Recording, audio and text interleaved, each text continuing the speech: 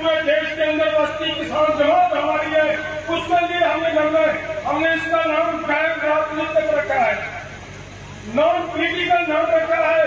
किसी तरह की राजनीति के साथ हमारा कोई रिश्ता नहीं है, हमारा कोई नाता नहीं है, न कभी वोट मांगेंगे, न किसी को वोट डालने के लिए कहेंगे, न किसी को हराना हमारा मकसद है, न किसी को जिताना हमारा मकसद है।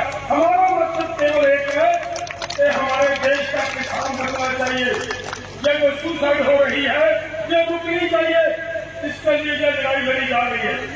जब हम भाइयों मुजाहिरों में निकलते हैं, जिस दिन हम निकले थे लाखों किसान लेकर, हम दिल्ली की ओर निकले, आपको पता होगा।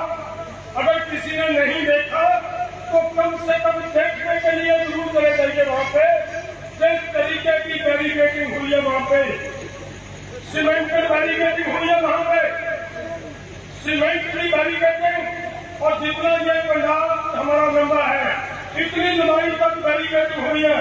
हम 13 तरीक को आ रहे थे, उन्होंने बैरिकेडिंग 6 तरीक को करनी शुरू कर दी थी वहां पे आपके लोगों को रोकने के लिए। लेकिन हम निकले, फिर भी निकले, रुके नहीं। हम जब निकले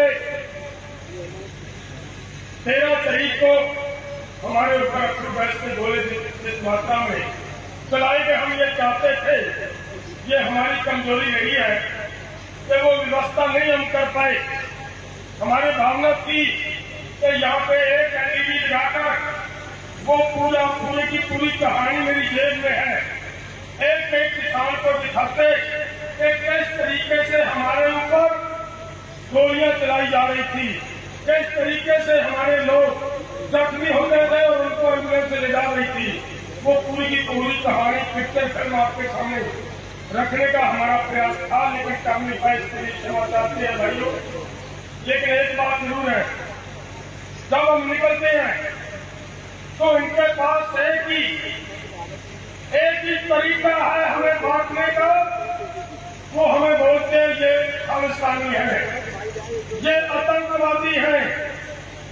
मेरे दोस्तों, अगर आपको ये जिस बात के लिए हम लड़ रहे हैं, अगर आपको ये लग रहा है कि हम खालिस्तानी हैं, हमारी लड़ाई गलत है, भले हमारा साथ न दीजिए।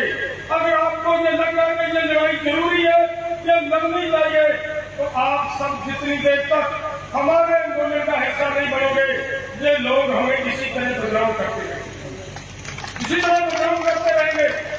इन लोगों को मौका मिलता है देश को बांटने का, लोगों को अपने आपस में बांटने का, वही काम ये लोग करते रहते हैं। मैं लास्ट में, आप गर्मी बहुत है, बहुत लंबे समय से आप बैठे हो, मैं ज्यादा नहीं बोलूंगा। मैं 2 बातें करना चाहता हूं और आपसे।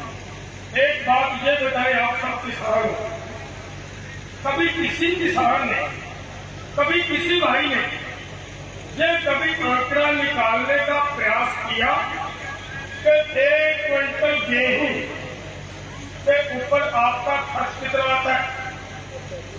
तो भाइयों, नहीं किया, प्रयास नहीं किया। एक बात बताएं, अरे भाई एक समझे दिमाग से काम तो लो। जिस किसी फैक्ट्री का, जिस किसी आड़त की दुकान का वो मालिक काम पे न आए और पूरे का पूरा काम उसका मनीष संभालता रहे, 2, 3, 5 साल में उस दुकान का मालिक कौन बन जाता है? फैक्ट्री का मालिक कौन बन जाता है?